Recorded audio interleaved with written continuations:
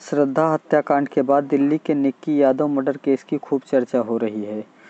साहिल गहलोत ने अपनी गर्लफ्रेंड की बेरहमी से हत्या कर दी और उसके शव को फ्रिज में छिपा दिया।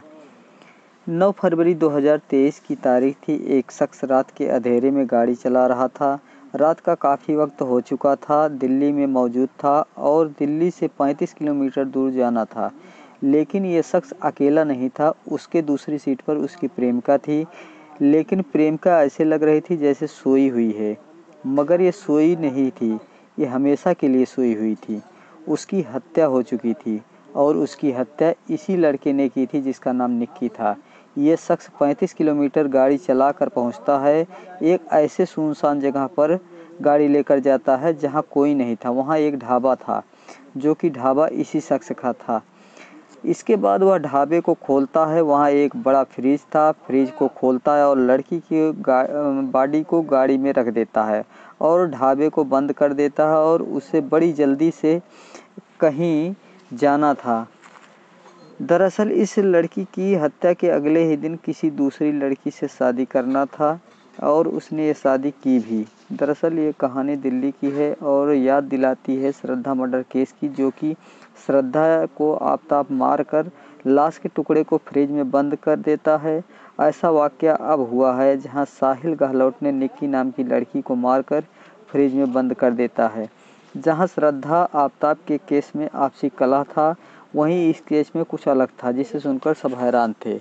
ये शख्स ये भी बताया कि लाश को आगे कैसे ठिकाने लगाने वाला था, क्या श्रद्धा के जैसे हाल करने वाला था, उसने ये भी बताया। नमस्कार दोस्तों, मेरा नाम उमा शंकर है। आप देख रहे हैं उमा न्यूज स्टोरी। आज की सच्ची घटना की शुरुआत होती है 9 फरवरी 2023 से, जहां एक शख्स अपनी बेटी को फ़ोन करता है और बार बार फ़ोन करता मगर उसका फ़ोन उठता नहीं है। तब वह शख्स उसके दोस्तों को फ़ोन करता है कि निक्की का फ़ोन नहीं लग रहा, क्या बता सकते हो कहाँ है।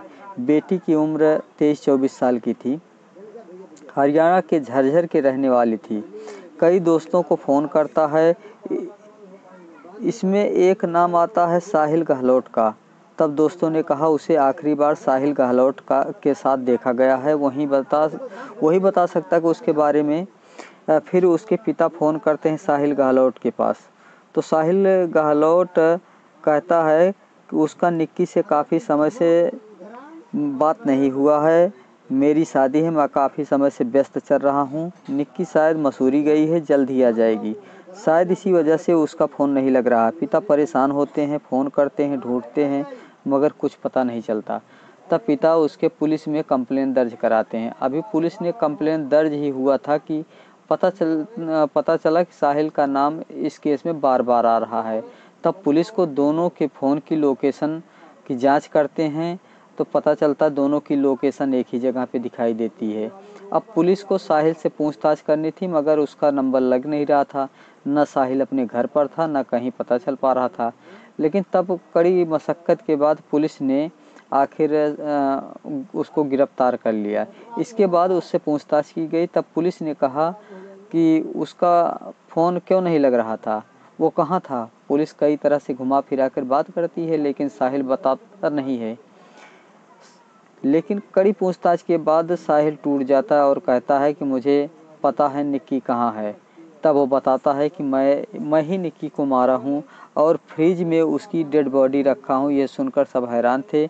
निक्की हरियाणा के झज्जर इलाके की रहने वाली थी, जिसकी उम्र 23-24 साल की थी, और साहिल नजफगढ़ के मित्रा गांव का रहने वाला है। इसके प्यार की शुरुआत 2018 से हुई थी। 2018 में साहिल एसएससी की कोचिंग करने दिल्ली के उत्तम नगर पहुंचा, क्योंकि दिल्ली के उत्तम नगर में काफ़ी कोचिंग सेंटर है। कैरियर पॉइंट में साहिल कोचिंग कर रहा था, वहीं आकाश इंस्टीट्यूट में निक्की कोचिंग कर रही थी। इस जगह पर रूट भी खैर सेम ही था यहाँ आने जाने के लिए। एक बस आती थी जिसमें ये दोनों जाया करते थे। आते जाते दोनों में दोस्ती हो जाती है। जैसे जैसे समय बीत रहा था, कोचिंग के साथ साथ दोस्ती भी अच्छी हो रही थी। 2018 के बाद ये दोनों ने ये सोचा क्यों ना हम ग्रेटर नोएडा में जाके एडमिशन ले लें। ग्रेटर नोएडा में गलगोटिया यूनिवर्सिटी में दोनों ने एडमिशन लिया। साहिल ने बी फार्मा और निक्की बीए में एडमिशन लेती है। दोनों एक अच्छे दोस्त थे, फिर दोनों ने एक ही जगह एक ही कमरा किराए पर लेते हैं और दोनों लिव इन में रहने लगते हैं। इसके बाद समय बीतता गया, दोनों ने अपनी ग्रेजुएशन कंप्लीट की, दोनों ने एक साथ साथ घूमते रहे और मौज मस्ती करते रहे। लेकिन समय बीतता गया, अब फरवरी आ चुका था। 9 फरवरी सुबह का वक्त था। निक्की बहुत परेशान थी क्योंकि 9 तारीख को साहिल का निक्की के पास फ़ोन आता है और अब निक्की को पता चल चुका था कि 10 फरवरी को साहिल की शादी है और 9 तारीख को निक्की और साहिल ये दोनों गोवा जाने का प्लान बनाए थे, जिसे साहिल कैंसिल कर देता है। तो कभी निक्की को उसने कभी ये नहीं बताया था कि वो शादी करने वाला है और न वो घर वालों को अपने बताया था कि मैं किसी निक्की लड़की से प्यार करता हूँ और साथ में रहता हूँ। और अब 9 तारीख को निक्की ने फ़ोन किया और फिर दोनों में झगड़ा होता है। निक्की साहिल के सामने 3 शर्तें रखती है, या तो वो उससे शादी करे, या उस लड़की से शादी ना करे, या दोनों साथ में मर जाएं। ये 3 शर्तें वो रखती है क्योंकि निक्की साहिल के बिना नहीं जी सकती थी, क्योंकि वह उससे बहुत प्यार करती थी। ये बात साहिल को घर कर गई। वह सोचा क्यों न निक्की को समझाया जाए।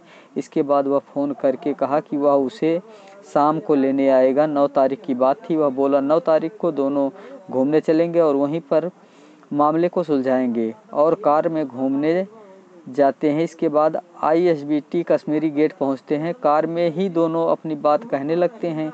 निक्की अपनी बात कहती है और साहिल अपनी बात करता है। फिर बात बात में दोनों में झगड़ा बढ़ जाता है। झगड़ा इस कदर बढ़ता है कि साहिल को गुस्सा आ जाता है। तब साहिल गुस्से में चार्जर के केबल से निक्की का गला घोंटकर मार देता है। लेकिन उस लाश को लेकर वह यही सोचता है कि लाश को कैसे ठिकाने लगाया जाए। वह 35 किलोमीटर का दूर सफ़र तय करके अपने गांव मित्राव नजफगढ़ पहुंचता है।